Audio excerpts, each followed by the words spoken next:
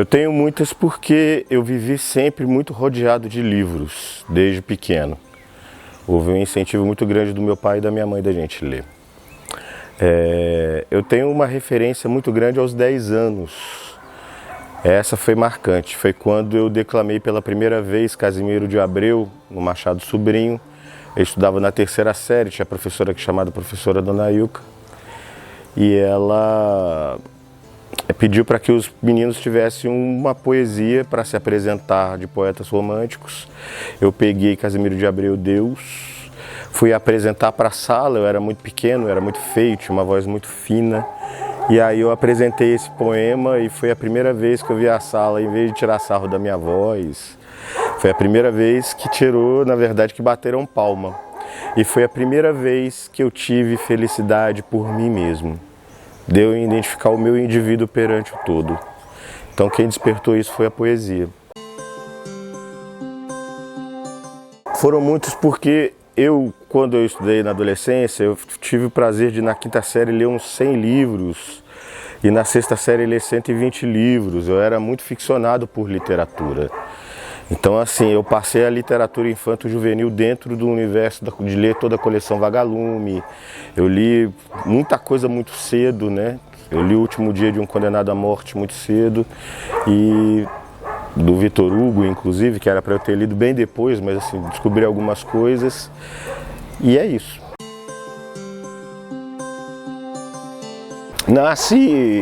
A Confraria dos Poetas nasceu em 2003, 2004. Temos 20 anos de vida da Confraria dos Poetas.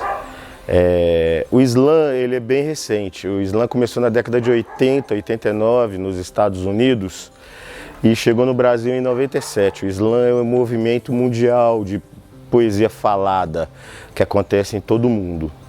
E chegou no Brasil através do Núcleo Bartolomeu de Teatro em 2007, 2008, né? E em Juiz de Fora foi em 2017 com a gente, foi com o Slam Poético da Ágora. A gente que estava organizando a Confraria dos Poetas e a gente queria ter uma forma de fazer um livro de periferia.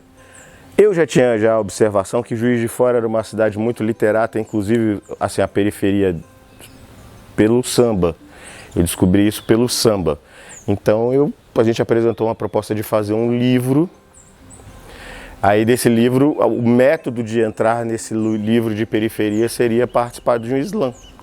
E aí a gente trouxe o slam, a gente trouxe São Paulo para vir ajudar a gente, o Del Chaves, né, que é do Slam Resistência, que já se foi, e aí ele veio em 2017. Foi quando a gente se apaixonou, porque a gente viu que era uma linguagem, a poesia falada, ela tem os seus encantos, né? E principalmente na periferia ela tem os seus encantos. Então, o trabalho de periferia que a gente tanto queria fazer de poesia, a gente percebeu que seria pela poesia falada. Olha, eu gosto muito de textos científicos, eu gosto muito de novela. Na parte da prosa, gente, é tanta coisa que é importante. Você vê um conto que te encanta, que te tira do centro, que faz você perder o sono, um conto pequeno que coloca todas as emoções dentro de um espaço tão pequeno. Eu gosto muito de ler livro de crônicas, eu gosto muito de ler a diversidade. A literatura, ela oferece um conjunto de possibilidades do descobrir de diferentes formas, que é impossível a gente não ter esse contato, né? É importante garantir esses vários contatos, porque são vários sabores, né? Enquanto o conto, a crônica te entrega em forma de cápsula, a poesia, muito parte da poesia, você tem uma novela e você lê uma boa novela, é em gotas. Muitos poetas, muitos poetas contemporâneos, inclusive, né? Eu já começo com Emerson Alcalde, de vivo, né? Poeta vivo, poeta de periferia. É o cara que ficou em 2º lugar na Copa do Mundo de Slams Poéticos, de uma verve literária, vem construindo uma literatura periférica, contribuindo com a arte pós-moderna, inclusive nesse campo que é a poesia periférica, que é a construção do pensar e da narrativa periférica, que altera até esteticamente a nova arte, por isso que é uma arte pós-moderna de qualidade, de mudança qualitativa. Então eu indico primeiro Emerson Alcalde, mas eu queria indicar outras pessoas, eu queria indicar o Mário de Andrade. Mário de Andrade, por que Mário de Andrade? Mário de Andrade é um dos seres mais fantásticos que o Brasil construiu.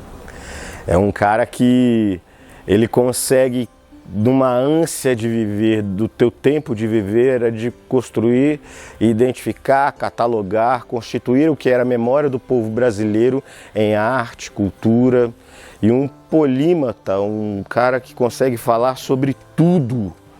Ter a literatura como o seu berço principal é princípio demais. Conhecer esse poeta, conhecer esse cronista, conhecer esse contista, conhecer essa pessoa que é encantadora.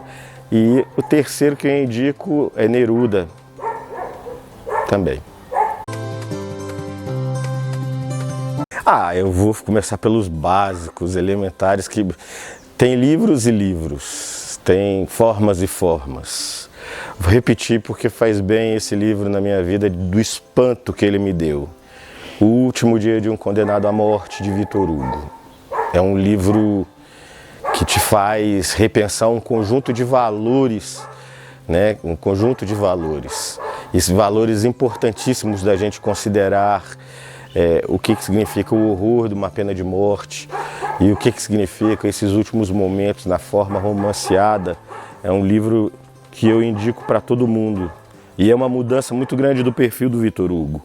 Né? Vai ser um bom começo a pegar esse período do Victor Hugo.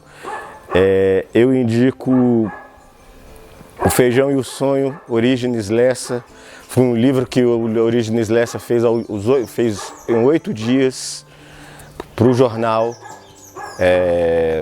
Faziam pedaços desses livros, né? O jornal ele tinha esse perfil de levar pedaços de livros, que eram novelas, acontecimentos, e ele no interior de São Paulo, ele fez O Feijão e o Sonho. O Feijão e o Sonho, o Juca, o professor Juca, foi uma escolha que eu fiz para minha vida pela poesia.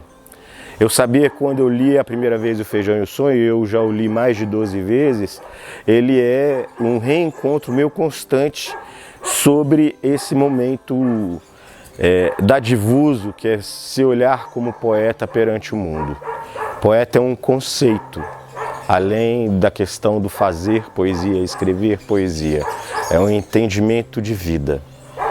E isso acho que um livro de 8 dias me fez ver. Então é um livro que eu indico, é um livro infanto-juvenil, é um livro que me marcou muito literariamente falando. Eu indico um outro livro que todo mundo faz careta para ele ou tira muita graça dele. Ele é O Pequeno Príncipe. Indico também O Pequeno Príncipe. Indico O Pequeno Príncipe por quê? Porque O Pequeno Príncipe ele me pegou desde a infância até hoje. E é um livro que, se disser que ele é só para criança, e ele é para criança, isso é uma mentira vergonhosa. Você ser todos os personagens, você participar de todos os personagens, um homem construir dentro da imaginação, do olhar de uma criança, um mundo de adultos em formas de figura de linguagem, isso é muita oportunidade de você perceber as diferenças das etapas da vida que você tem.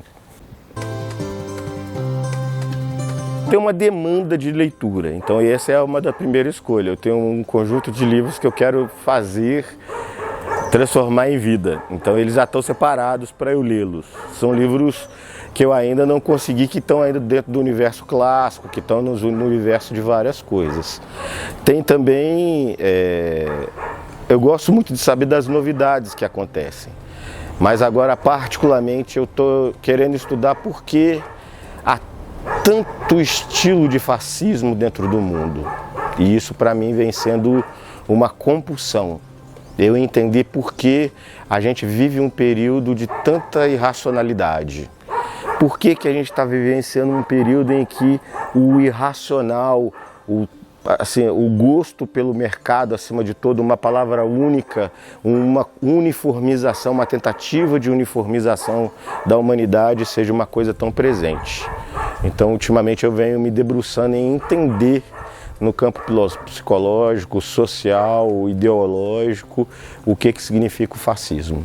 Para que ele não aconteça, inclusive, para a gente resistir da melhor forma possível. Foi através dele, só uma coisinha só, foi através dessa luta que nós, da Confraria dos Poetas, tiramos a proposta de fazer o nosso último livro, que foi um livro eletrônico, que nós vamos passar para vocês, inclusive. O livro eletrônico chamado 64 contra 64, Poetas contra o Golpe de 1964, que foi juntar, na verdade, não 64, mas 68 poetas. A gente achou bonito esse 64 contra 64, mas a gente achou bonito assim, são 68 poetas que se organizaram para posicionar perante o mundo e posicionar por esse momento do Brasil e falando com a poesia contemporânea. Isso é muito positivo. Eu gosto de viver meus tempos de poesia. Poesia, ela é um fato de que tem, para mim, ela sempre foi um costume, ela sempre foi presente. Alguns momentos ela chega de forma avassaladora. Tem momentos que eu estou compulsivo, tenho que ler compulsivamente, tenho que sentir compulsivamente, tenho que ter uma jornada de leitura muito pesada. Às vezes eu passo por isso. E tem períodos em que, na verdade, um livro por quinzena se transforma em quase uma necessidade de se escapar, de distanciar um pouco. Porque os livros também eles deixam colados muitas histórias, muitos sentimentos, muitas coisas que, se a gente não consegue só debruçar em forma de criação, e se a gente também não consegue se debruçar também em forma de compreensão imediata, e aquilo marca a tua vida e te tira de si mesmo, é para nós uma responsabilidade. Então eu preciso de períodos de parar e períodos de ler demais. Lê com teu tempo, mas leia. Não desista. Não ache o que você lê ruim. Só entenda que o que você quer saber vai precisar de mais tempo para você ler. Tenho. Chama Fragmentos da Poesia Marginal, ele é de 2006. Mas eu sou da confraria desde 2004. Na verdade, ele é de 2004. Não, é 2004, a confraria é de 2004. Meu livro ele foi no incentivo de eu construir antologias. Eu gosto de livro solo e construí um livro muito inspirado na poesia de 70, da poesia do mimeógrafo, dentro desse universo de literatura contemporânea. Então ele é versos livres, existem muitas cicatrizes nele que ultrapassam, são cicatrizes no meu eu lírico, não são em mim. E muitas vezes são em mim transformadas em versos.